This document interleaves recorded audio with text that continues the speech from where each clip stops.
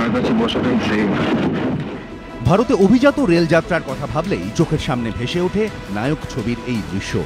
রাজধানী মানেই আরাম আর আভিজাত্য মিলে এক স্বপ্নের সফর। কিন্তু মঙ্গলবার সকালে নয়াদিল্লি শিয়ালদা রাজধানী এক্সপ্রেস থেকে যে যাত্রীরা নামলেন তাদের চোখে মুখে ধরা পড়ল শুধুই ক্লান্তি। ট্রেন থেকে দেওয়া খাবার তো পচা বেরিয়েছে বলে অভিযোগ। ফলে 18 ঘন্টার সফরে কেউ কিচ্ছু খেতে পাননি, কেউ কাটিয়েছেন শুধু মুড়ি খেয়ে। বরানগরের বাসিন্দা বৃদ্ধ অশোক দাশগুপ্ত ও তার স্ত্রী দিল্লিতে আত্মীয়র বাড়ি গিয়েছিলেন। ফেরার সময় আলাদা করে খাবার নেননি। ভেবেছিলেন রাজধানীর মতো ট্রেনে আবার খাবারের সমস্যা হবে নাকি। বাস্তবে হয়েছে সেটাই। যখন খাবার দেয় 8টার সময় দিয়েছে, আমাদের যেটা আমরা খাবার ইয়ে করতে গন্ধ পাই।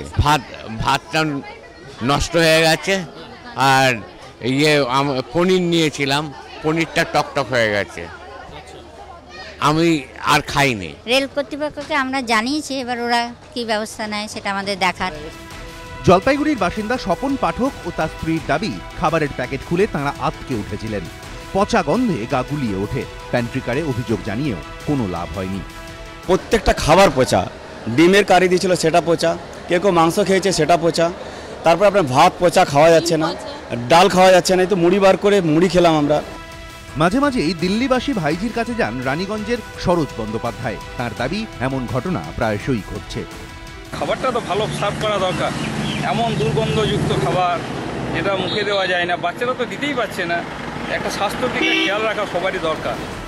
1969 সালে এই মার্চ মাসে প্রথম যাত্রা শুরু করে রাজধানী। প্রায় 5 দশকের যাত্রাপথে নানা সময় নানা অভিযোগ উঠলেও দুরন্ত গতিমানের যুগে এখনও রাজধানীর গরিমা মোটের ওপর অক্ষুণ্ণ। কিন্তু খাবারের নিম্নমান নিয়ে এই ধরনের অভিযোগ উঠতে থাকলে তা কি অটুট থাকবে? কৌশিক কাঁতাইত ও হিন্দল দে, এবিপি আনন্দ।